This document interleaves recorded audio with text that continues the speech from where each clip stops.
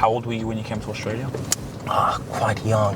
We were at 6, 7, turning 7. Okay, so yeah. Quite young, 6, 7. So talk to us a little bit. I want to fast forward into what fascinated your mind to acquire assets. Now turn left. Well, the whole idea came up with my father was also really big on real estate. I would say he was the major drive in terms of me getting into real estate and, buying real estate and things like that. But I never really understood it till I was a little bit older. I would say in my early 20s, when I first acquired my first property. And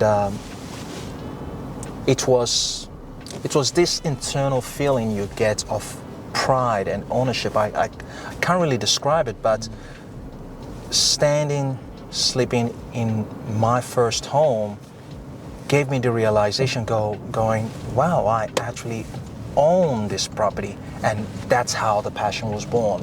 And I realized very, very quickly I like owning stuff. Yeah.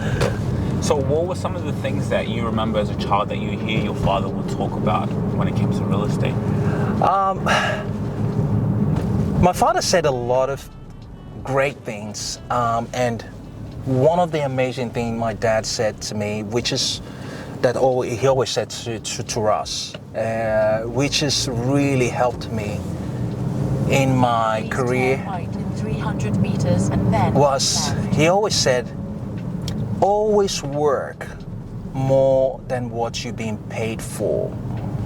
So if you're being paid to work 8 hours, give your employer 9 hours. And I know a lot of people would disagree with that, but I never really understood that as a kid until I decided to start my own ventures, start my own businesses and things like that. So it was already engraved in me. So working longer hours has always been something that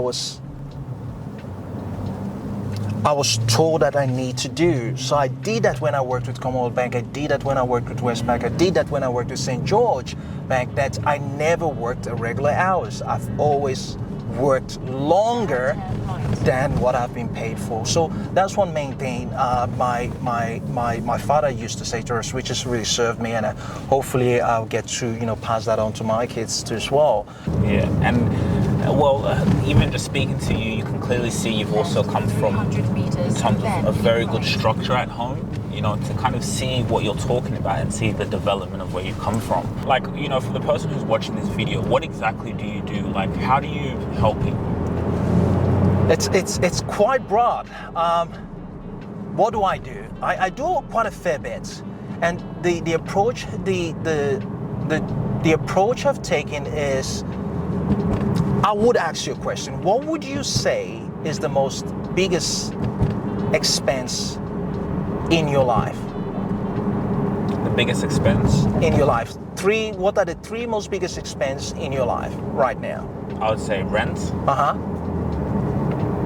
Bills. Mm-hmm. Do I need to be more specific on what bills or just bills? Well, bills. Rent, bills, and let's just say having a girlfriend.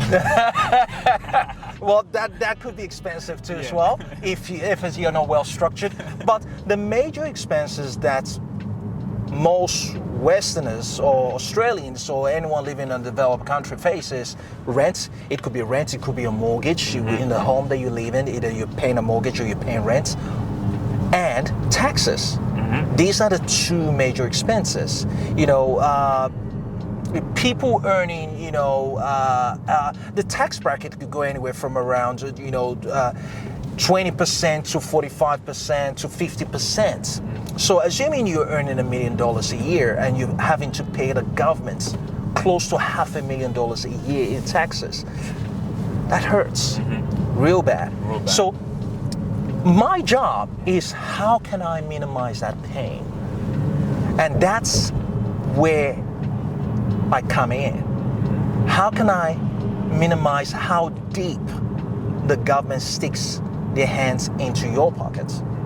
How can I minimize the pain of mortgage and rents? right?